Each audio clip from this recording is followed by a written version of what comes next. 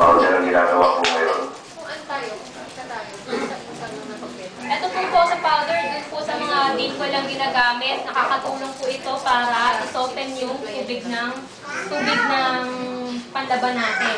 So, hindi nakaka-hamper yung mga ibang, yung function ng ibang mga properties kung meron po sa powder. So, nagiging effective, mas mabisa yung panlinis niya. Yung nebula, ito po yung color safe natin.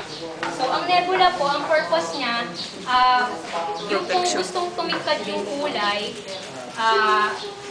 yun po yung function niya para i-retain yung shapeness ng color kapag may colored fabric tayo. Kapag puti naman, pag colored naman, pinatitingkad niya. So, ganun din po yung optimum brightener. Ang purpose niya, bleaching enhancer. So, ang bleaching enhancer niya, mas nagpe-penetrate siya sa mga white fabrics. So, yun po yung add-ons natin sa second basin, no? Yung may mga function na yun.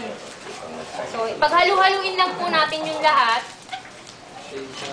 para mabuo natin yung gusto nating produktong premium grade na sabon.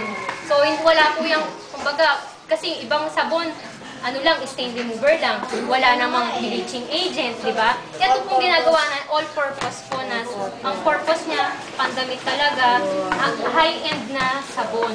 Comparable sa, yun nga, sa living room.